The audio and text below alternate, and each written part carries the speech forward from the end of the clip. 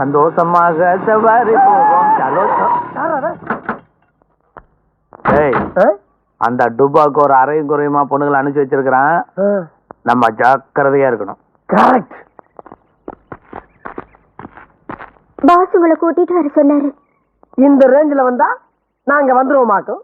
இங்கேயும் same range தான். 1 கோடி ரூபாய் பணம் கொடுத்தாலும் பழனிசாமிக்கு பிடிக்காத காரியத்தை நாங்க செய்ய மாட்டோம். எந்த சபலங்களுக்கு நாங்க ஆளாக மாட்டோம்.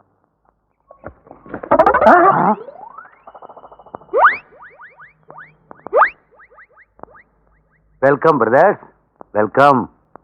உன்னை நான் எங்கோ பாட்டு இருக்கிறேன்னு. அது என்னுடைய முகத்துடைய தேஜஸ். அப்படி நல்லா கவனிச்சு பாத்தீங்கன்னா என் தலைக்கு பின்னாடி ஒரு ஒளிவட்டம் தெரியுமே. தெரியுது தெரியுது. விவசாய நிலத்துல ரியல் எஸ்டேட் பண்ண பழனிசாமிக்கு பிடிக்காது நீங்க சொன்னதுனால வேற ஒரு பிளான் வச்சிருக்கேன். உன் பிளான்லாம் கேட்க நாங்க இங்க வரல.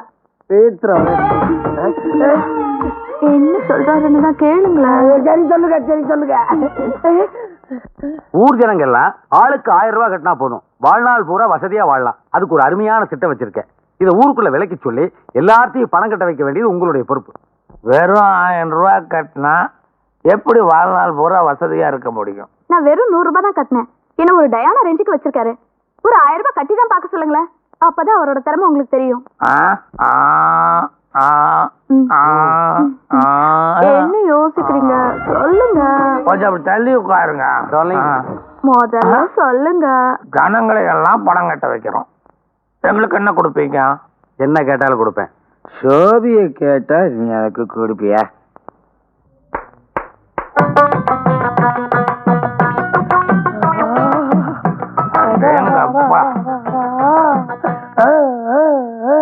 புதுசா ஆரம்பிக்க போற பிசினஸ்ல 3 பேருமே பார்ட்னர். எல்லாருக்கும் எல்லாமே பொது. அப்படின்னா இதுவும் பொதுவா? All brothers and sisters, good morning everybody. ஐயா என்ன சொல்றாரு? எல்லாரையும் வரிசை எனக்கு சொல்றாரு. என்னங்க இது? அதுதான் நம்ம ஒரு வில்லேஜ் பீப்பிள் கண்டுக்காதே. 6 மாதமும் அமாவாசை என்னுடைய ஜன உபகார திட்டத்தை பத்தி உங்களுக்கு விளக்கி சொல்லிருப்பாங்கன்னு நினைக்கிறேன். இருந்தாலும் என்னுடைய கடமைக்கு நான் சொல்லணும் இல்லையா? நீங்க கட்ட வேண்டியது வெறும் 1000 ரூபாய்.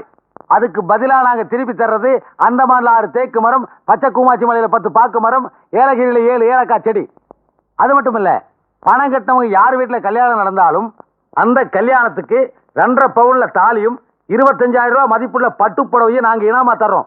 கட்டின பணத்துக்கு வட்டியை முன் தேதி கிட்ட காசோலையா முதல்லயே கொடுத்துருவோம்.